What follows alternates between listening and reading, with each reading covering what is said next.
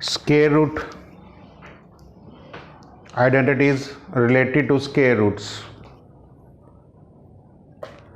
Very simple identities but very useful in calculations. Square root means the power is 1 by 2. Under root of a square, it can be written as a raised to power 1 by 2 the power 2, which is equal to a, because ये power multiplied हो जाती है. ए और B दोनों positive real numbers होने चाहिए.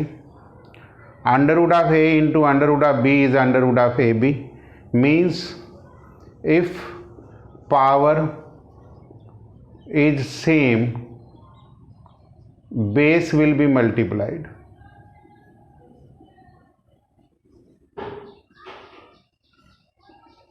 Base multiplied हो जाएंगे अगर जो पावर सेम होगी. थर्ड रूल भी सेम है. Under root a upon b, अंदर के नंबर डिवाइड हो जाते हैं अगर जो पावर सेम है. This is a plus b into a minus b की आइडेंटिटी लगी है. रैशनलाइज में यही कैलकुलेशंस यूज होती हैं, ए स्क्वायर माइनस बी स्क्वायर. इसको आप ऐसे समझ सकते हैं, ए स्क्वायर माइनस रूट बी का होल स्क्वायर. लर्न आपको डायरेक्ट करनी है. सेम आइडेंटिटीज यहाँ लगी हैं कि रूट ए का स्क्वायर माइनस रूट बी का स्क्वायर. सेम आइडेंटिटी 6 में लगी हैं कि रूट ए का square plus 2 times of root a into root b plus root b का स्क्वायर. आप ओपन करेंगे तो मैंने डायरेक्ट लिखी है, आप समझ सकते हैं. नया कुछ नहीं है. Under root of a minus b whole square same है. ये एक सिंपल मल्टीप्लिकेशन है. पहले इसको इससे मल्टीप्लाई करेंगे क्योंकि ये वाली प्रॉपर्टी लगती है. बेस पावर सेम है तो बेस मल्टीप्लाइड हो जाते हैं. फिर ए को डी के साथ कर दिया, फिर बी को सी के साथ और बी को डी के साथ. तो हमने ये वाले 8 प्रॉपर्टीज अगर जो आप लगाएंगे तो आपकी कैलकुलेशंस बहुत ईजी रहेंगी. अगला पॉइंट रैशनलाइजिंग फैक्टर का है. देखिए पहले तो आप मीनिंग समझ लीजिए कि what are the rationalising factors. To make the denominator या न्यूमरेटर, जो भी हम कहते हैं, फ्री फ्रॉम स्क्वायर रूट्स, मतलब पावर 1 by 2 से मल्टीप्लाई करना. हुई multiplied numerator and denominator by an irrational number and such a number is called rationalizing factor. अब कौन सा इरेशनल नंबर लेना है वो हम यहाँ पे मैंने लिखा है. अगर a की पावर 1 by n है तो रैशनलाइजिंग फैक्टर होगा a raise to power 1 minus 1 by n, क्योंकि पावर रिड्यूस करने के लिए पावर 1 बनेगी. जैसे for example root a has rationalising factor root a, because a की पावर 1 by 2 है. इसका रैशनलाइजिंग फैक्टर होगा 1 माइनस 1 by 2. अगर जब 1 माइनस 1 by 2 को सिंप्लीफाई करते हैं तो 1 by 2 ही आता है. तो ये डायरेक्ट फार्मूला होता है. नॉर्मली हम ऐसे कर लेते हैं. अगर a plus minus root b है डिनोमिनेटर में तो रैशनलाइजिंग फैक्टर प्लस है तो हम माइनस ले लेते हैं, माइनस है तो हम प्लस ले लेते हैं, ताकि हम ये वाली आइडेंटिटी लगाएं तो अंडर रूट कैंसल्ड हो जाएगा. अब हम एक एक करके क्वेश्चंस डिसाइड कर लेते हैं. सबसे पहले हम फर्स्ट क्वेश्चन सिलेक्ट करते हैं. क्वेश्चन नंबर 1, मैं एनसीईआरटी का एग्जाम्पल ले रहा हूं.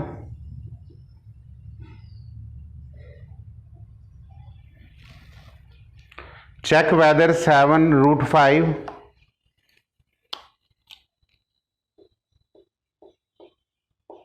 7 by root 5 root 2 plus 21 and pi minus 2 are rational or irrationals.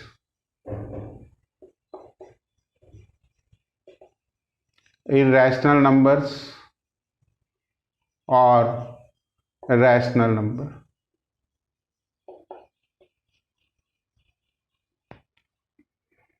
देखिए 7 जो है वो रैशनल है, √5 इरेशनल है, तो multiply of real rational into irrational is always irrational, तो इसका आंसर आएगा इरेशनल। रीजन भी यही देंगे, multiplications of rational and irrational is always irrational.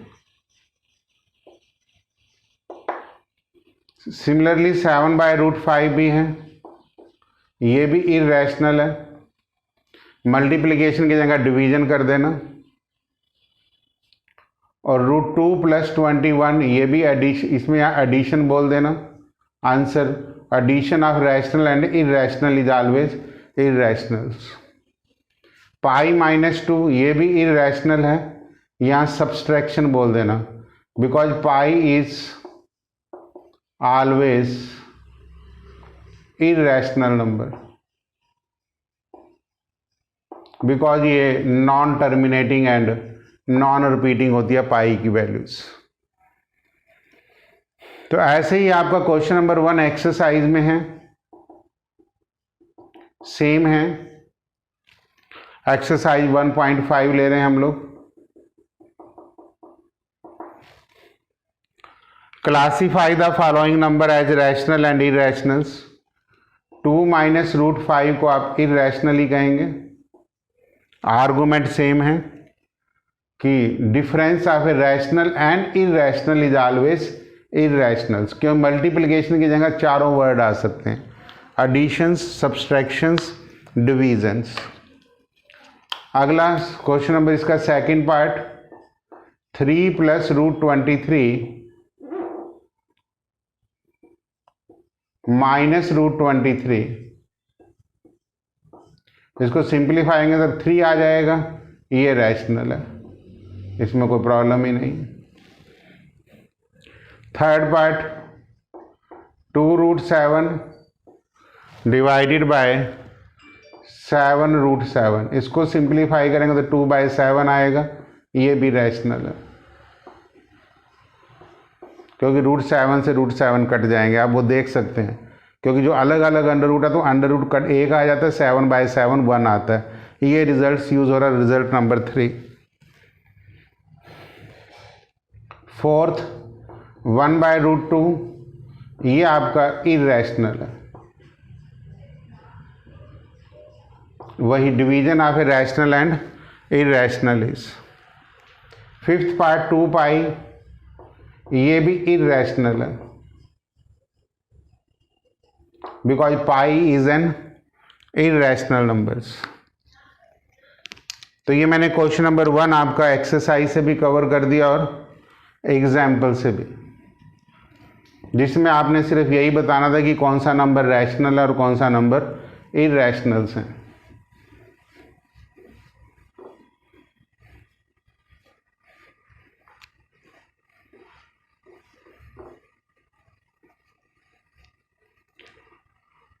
Question number 2 simplifications के ऊपर हैं।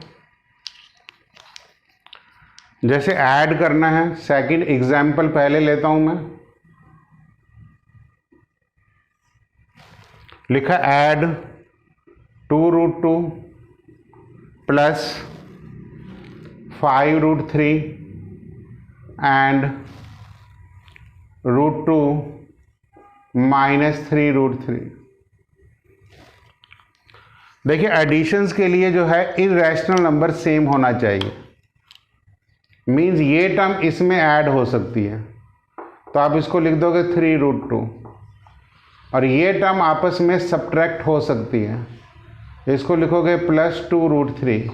यही आपका आंसर आएगा, क्योंकि आप इनको ऐड नहीं कर सकते बिकॉज इरेशनल क्वांटिटी अलग अलग है।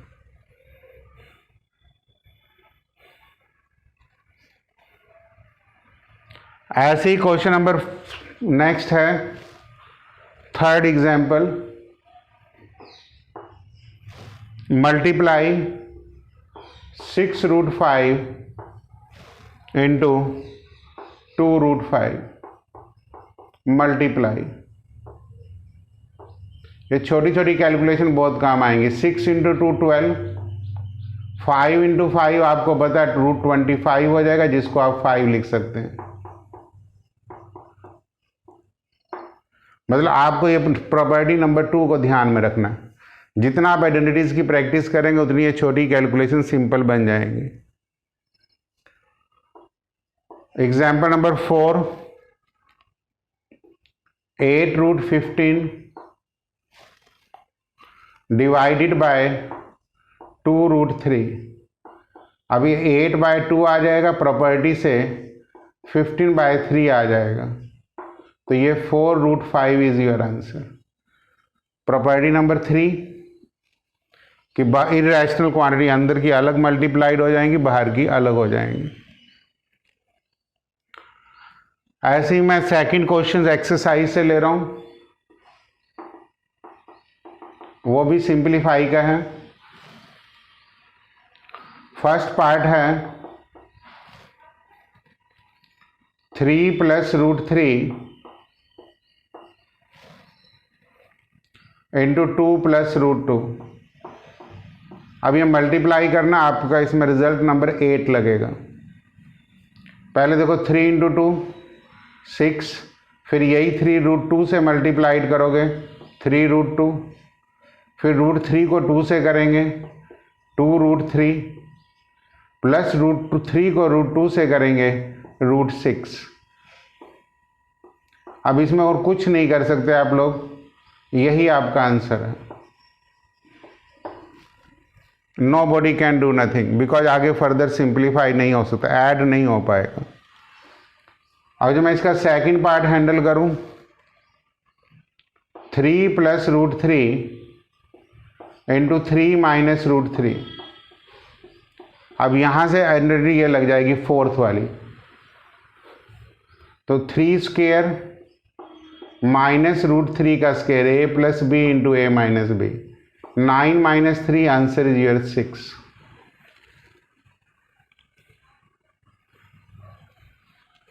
ऐसे ही अगर मैं इसका थर्ड पार्ट हैंडल करूं, √5 + √2 का होल स्क्वायर।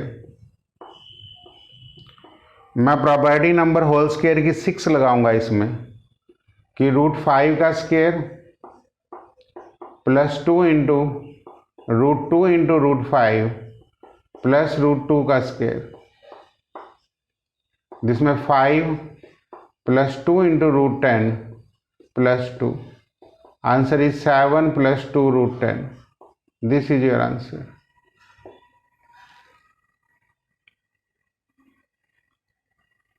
नेक्स्ट इसमें फोर्थ प्रॉपर्टीज हैं, √5 - √2 इंटू √5 + √2। इसमें मेरी प्रॉपर्टी नंबर 5th लग जाएगी, a + b into a - b। अगर आप जितनी आइडेंटिटी इस्तेमाल करेंगे उतनी आपकी कैलकुलेशन फास्ट होंगी। अगर आप इनको सबको मल्टीप्लाई पे डाल देंगे तो आपके लिए सब मुश्किल हो जाएगा। क्वेश्चन नंबर 3 एक्सरसाइज से,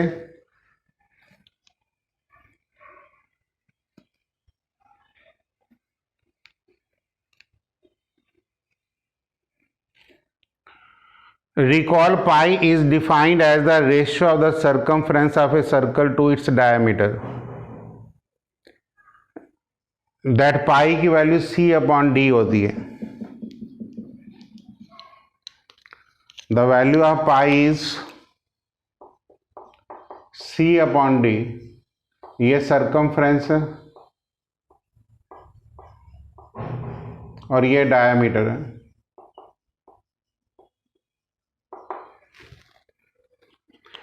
दिस पाई और पाई हमारे पास इरेशनल है।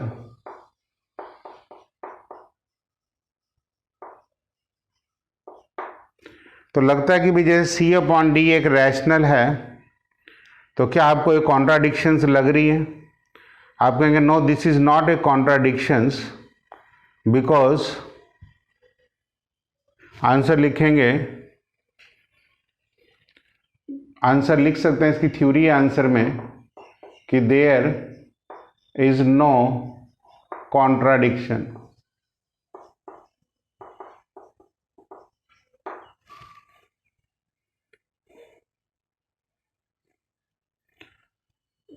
When we measure the length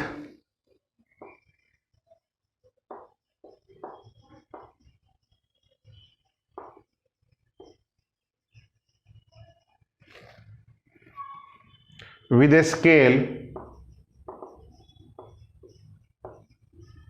or any other device,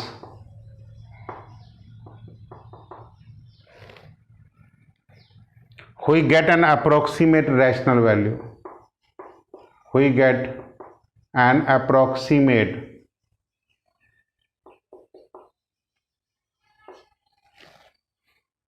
rational values. Exact value कभी नहीं आती C अपॉन डी की। Therefore, we may not realize that, therefore, we may not realize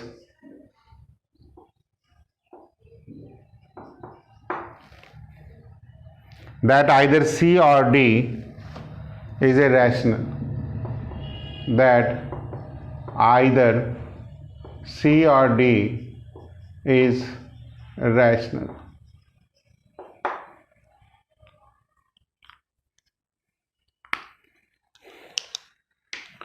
question number 4 मैं already करा चुका हूं,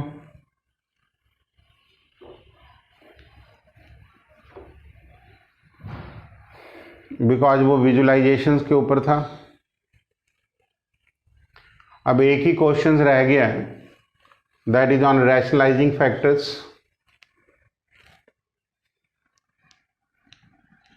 पहले एग्जाम्पल 6, 7, 8 कवर कर लेते हैं। Rationalise the denominator. Extra books में पढ़ लेना ध्यान से, कभी डिनोमिनेटर आ जाता है और कभी न्यूमरेटर। पहले मैं एग्जाम्पल ले रहा हूं, एग्जाम्पल नंबर 6, 1/√2 को जब आप रैशनलाइज करेंगे तो √2 से multiply and divide, answer will be √2/√4 आ जाएगा, जिसको आप √2/2 लिख देंगे।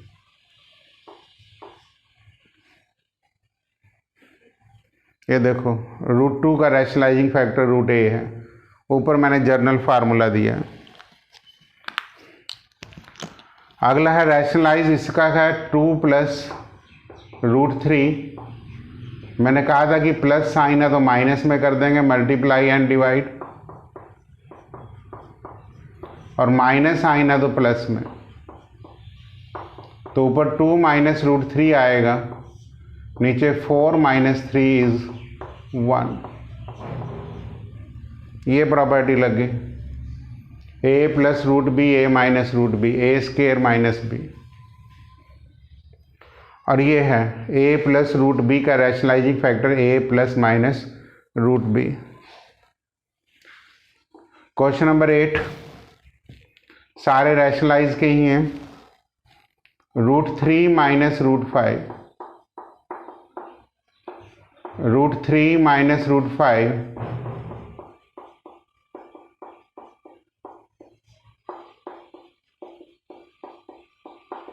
5 इंटू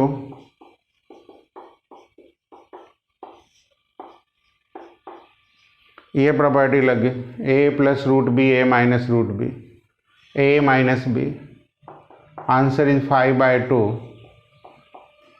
आप देखेंगे कि डिनोमिनेटर में अंडर रूट की टर्म नहीं बच रही है।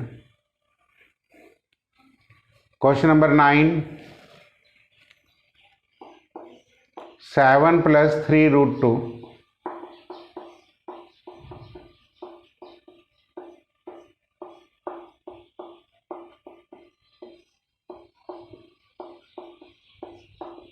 -3√2 अपॉन 49 माइनस 3√2 का square, 7 minus 3√2 upon 49 minus 9 into 2 18,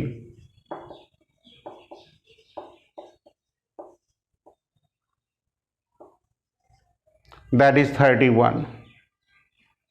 ये आपके एग्जाम्पल्स कवर्ड हो गए हैं।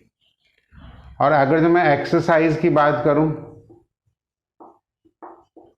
1.5 क्वेश्चन नंबर 5 फर्स्ट पार्ट, ऊपर हेडिंग सेम है, रैशनलाइज द डिनोमिनेटर। तो ये 1/√7 है, तो √7 से मल्टीप्लाई एंड √7 से डिवाइड, तो ये इसका आंसर आ जाएगा। सेकंड पार्ट 1/√7 माइनस √6,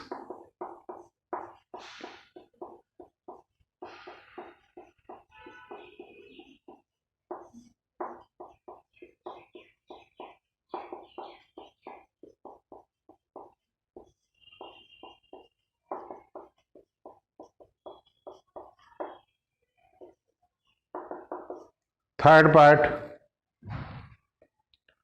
1/√5 प्लस √2,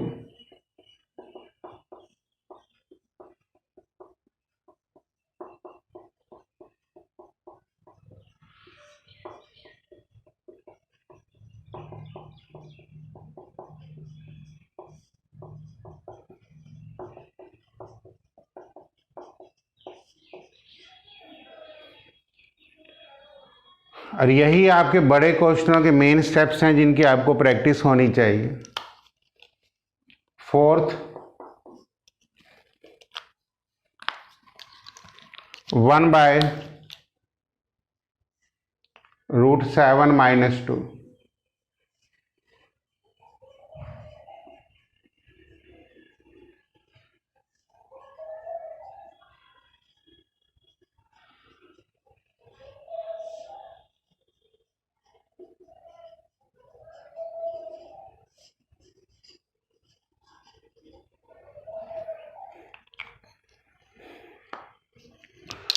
तो this is all about your exercise 1.5। Mainly आपकी जो यहाँ पे प्रैक्टिस करनी है, आपको आइडेंटिटीज़ की करनी है। जो बच्चा जितनी आइडेंटिटीज़ की प्रैक्टिस करेगा उतने ही उसके सम्स नॉर्मल रहेंगे, उतनी ही जल्दी आप इनको बेटर तरीके से समझ पाएंगे।